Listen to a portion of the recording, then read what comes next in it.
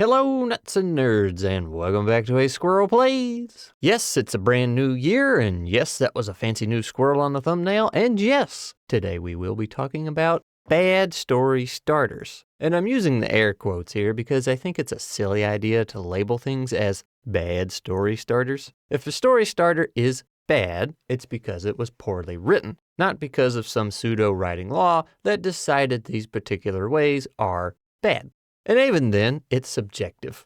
But we're going to look at what some people say are bad story starters and talk about why that may or may not be true. And then we'll hop over to the ttrpg side of things and see how well some of this applies. Now, I haven't got to do this in a while, but some of y'all will remember the squirrel disclaimer. I got to pull this thing out whenever I'm talking about writing stuff. Essentially, write what you want.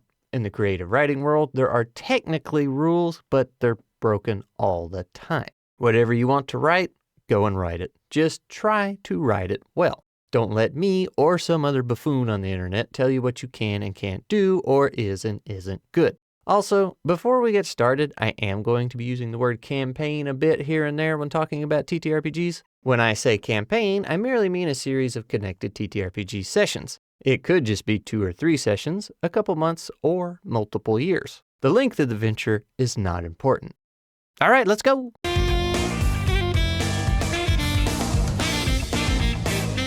All right, so I read 2 articles and watched 1 video that were all a list of ways you shouldn't start a story, and all 3 of them not only said to not start a story with a dream sequence, but they acted like it was one of the worst things you could do. I guess Nightmare on Elm Street didn't really get that memo, but it didn't seem to be hurting for fans either. But that was just one exception, right? A lucky break. Oh, this? Yeah, don't worry about that. That's just another movie that opened with a dream sequence and made a ton of money. No big deal. Now, sarcasm aside, this is what I mean when I say a lot, if not all, writing advice is kind of garbage. People have these rules like don't open a story with a dream sequence and then come up with justification from who knows where. I'll go out on a limb and say that the people who don't like stories that start with a dream sequence are 1, other writers because they were told it's bad, and 2, people who want to play critic and are just parroting what they've been told. I actually talked about this on a somewhat recent stream when you fall into the trap of designing for designers, or in this case, writing for writers, and neglecting your average consumer's opinion. I'd bet the whole $2 to my name that your average movie watcher or book reader wouldn't bat an eye if you opened up with a dream sequence, as long as it was relevant to the plot and decently written. The only people who would complain about it are people trying to get views, likes, upvotes, or in a lot of cases, your money. Now, I've already mentioned a couple examples that ignored that advice and did just fine, so let's scoot on over to the TTRPG side. Can you start a campaign with a dream sequence? Why not? Could be a fun way to have the players get a sample of what their characters will become, assuming they don't die in the adventure. Not their full potential, but more than what they currently are. Could be some foreshadowing of what's to come. Or maybe your BBEG is somebody who invades dreams. Your opening dream sequence ends up being an introduction to the BBEG's capabilities. Though, now that I'm saying that, that's just Freddy Krueger, isn't it? But hey, if it worked for that, it could work for your campaign.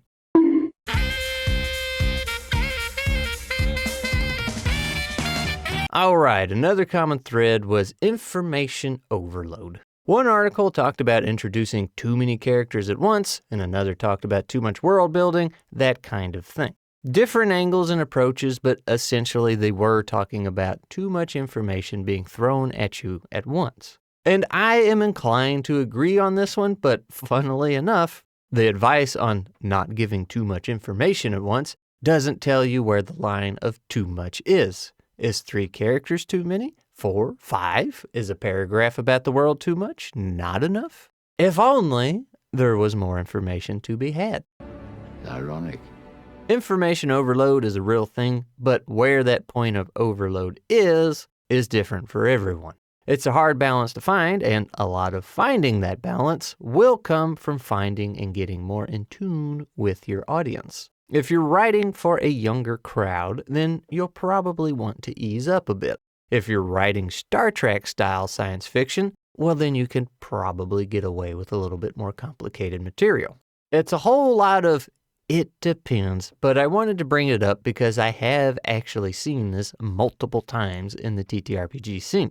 And this is where games with a pre-written world, like Dungeons & Dragons, actually have an advantage. See, if I were to say, I'm going to start a new campaign that takes place in Waterdeep, you already know a ton of information if you're familiar with the IP. You already know it's a large and bustling port city, you already know what a beholder monster is, and you probably already know what the Xanathar's Guild is. If I tell you I'm going to run a Star Wars campaign and that it takes place between the time period of Empire Strikes Back and The Last Jedi, you already have a ton of information.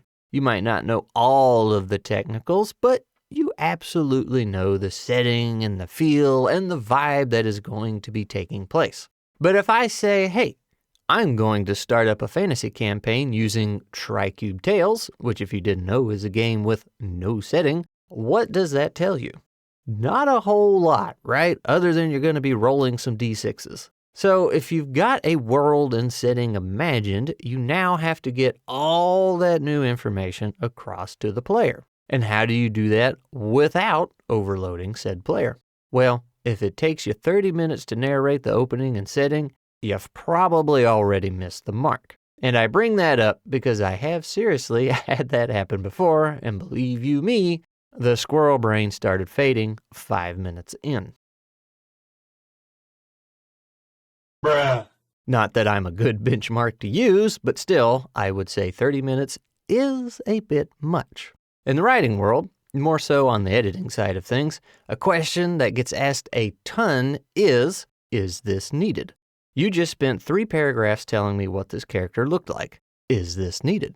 You told me that character's sword has a red jewel on the handle. Is this needed?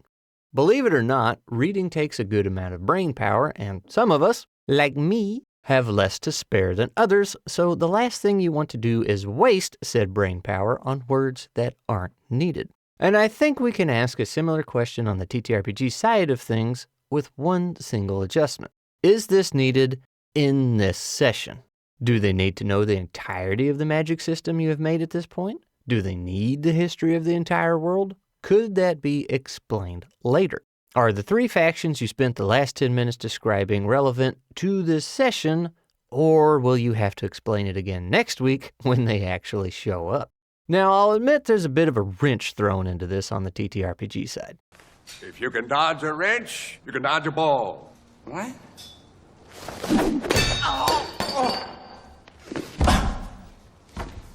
If the players are making their own characters, well, they kind of have to know about the world in order to do that, right? But at the same time, you can also use this to your advantage. Remember, TTRPGs are typically a collaborative storytelling experience, and now is a fantastic time to do just that. This is a good time for players to ask questions, and you can answer them as they come. If one player wants to make a magic-based character, he will probably have lots of magic questions. This is when you can explain to them why magic is outlawed in most places and how it's a risky thing to practice. If another player wants to be a soldier, he'll have questions about the militaries and factions, and this is your chance to tell them about the elite soldiers of the Royal Guard and how they've been modified through strange alchemical means, so forth and so on. This way, you're only giving the details that are needed at the moment instead of dumping everything out all at once.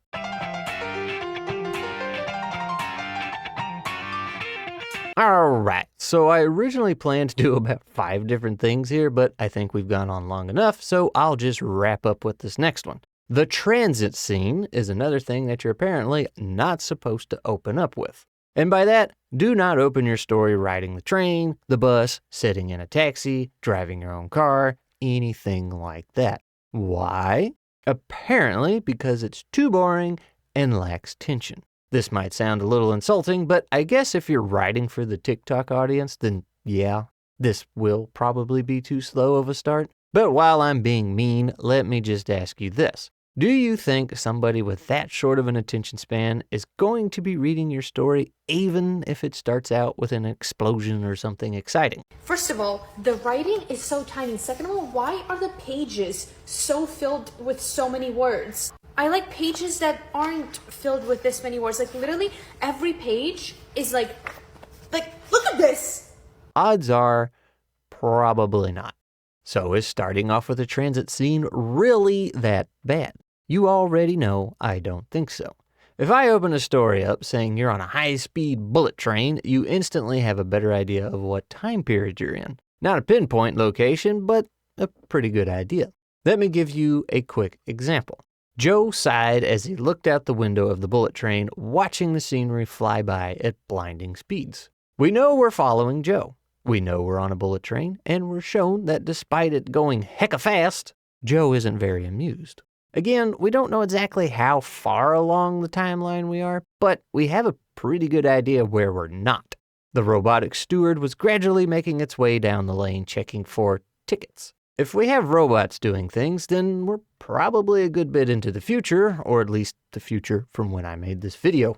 Ultimately, a pointless endeavor, as nobody could even enter the station without their bio ID, but the company insisted that a nod to the days of old made things feel more alive and natural.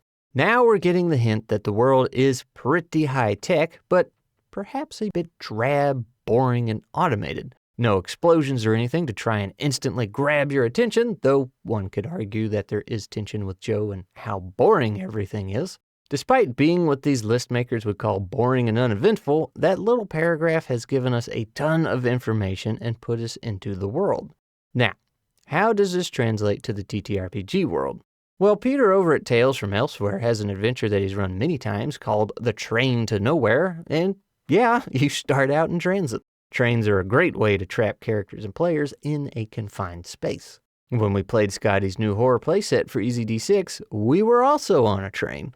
Shoot, Meredith ran a game of Zellerin for us a couple weeks ago, and we started off just chilling in our spaceship, flying through space, doing nothing. It's a great way to let players find their footing. There's nothing immediately crazy going on that requires their attention, and they get to talk amongst themselves, get in character, and mingle with the other NPCs if they're available. When things start slowing down, the GM can throw in the complication, but it starts off with that slowness these people tell you to avoid. Which is funny because they also tell you not to start out with chaos. I'm telling you, man, writing advice is pretty garbage. Just unsubscribe at this point. Oh, wait, he didn't mean it. Like and subscribe!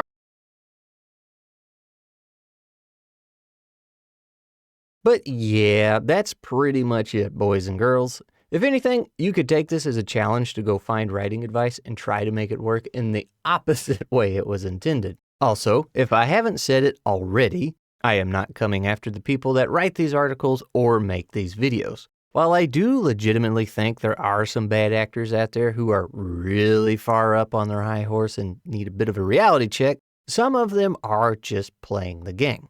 Writing an article called Terrible Story Starters is going to catch more eyes and attention than writing tips that may or may not apply but could be a good thing to watch out for, but ultimately you can do whatever you want. Also, writing said article or video in an aggressive tone will get people defending their work or opinions in the comments, which is, hey, you guessed it, engagement. Unfortunately, that is the world we live in until the internet police start dishing out fines for rage bait. So here's hoping you learned something useful from this and I did not rage bait you. And hey, wait a minute, this is my first real video for 2026. That means it's time for a new outro. Do the thing!